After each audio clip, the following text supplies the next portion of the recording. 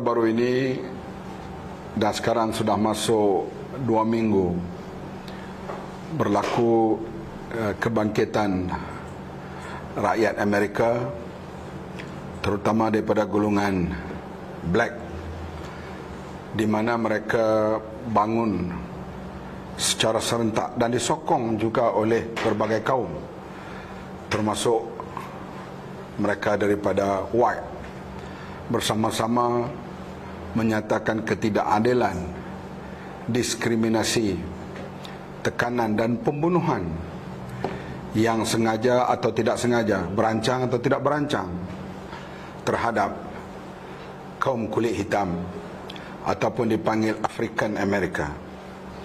Ianya telah berlangsung begitu lama sistem perhambaan, diskriminasi di Amerika Syarikat, sejak daripada zaman George Washington yang cuba menyelesaikan masalah perhambaan, dan zaman John F. Kennedy, munculnya Malcolm X, termasuk Muhammad Ali, juara tinju yang juga memainkan peranan untuk menentang diskriminasi terhadap black ataupun African America. Ianya berterusan sampailah kepada zaman pemerintahan Presiden Donald Trump, di mana beliau memainkan peranan dan mengutarakan soal white supremacy. Maka penindasan terhadap golongan kulit hitam semakin bertambah, sehingga berlaku pembunuhan yang tragis yang dilakukan oleh anggota polis. Perkara ini menjadi satu spark kepada seluruh Amerika dan seluruh Eropah terhadap diskriminasi atau white supremacy yang berlangsung terutama di Amerika Syarikat dan beberapa buah negara Eropah. Saya timbulkan perkara ini kerana perjuangan berasaskan kaum amat berbahaya. Seperti di Malaysia sekarang ini muncul kumpulan yang mengagungkan, mengutarakan ketuanan Melayu. Bukan orang Melayu yang bertakwa, bukan memperjuangkan Melayu yang berwibawa, bukan memperjuangkan Melayu yang berintegriti, tetapi dimainkan ajaran baru ini yang menjelma, hampir berlaku di majoriti masjid-masjid di Malaysia. Mereka memberi penekanan soal ketuanan Melayu. Walaupun seorang Melayu itu jahat, rasuah, menyeleweng, tetapi ia beragama Islam. Orang yang beragama Islam akhirnya akan masuk ke syurga. Maka kita hendaklah menyokong orang Islam Melayu walaupun dia jahat. Slogan ketuanan Melayu ini dimainkan begitu ketara kebelakangan ini.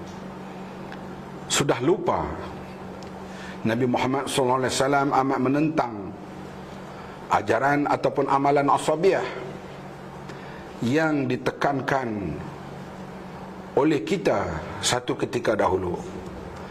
Sekarang slogan ketuanan Melayu dimainkan, diutarakan.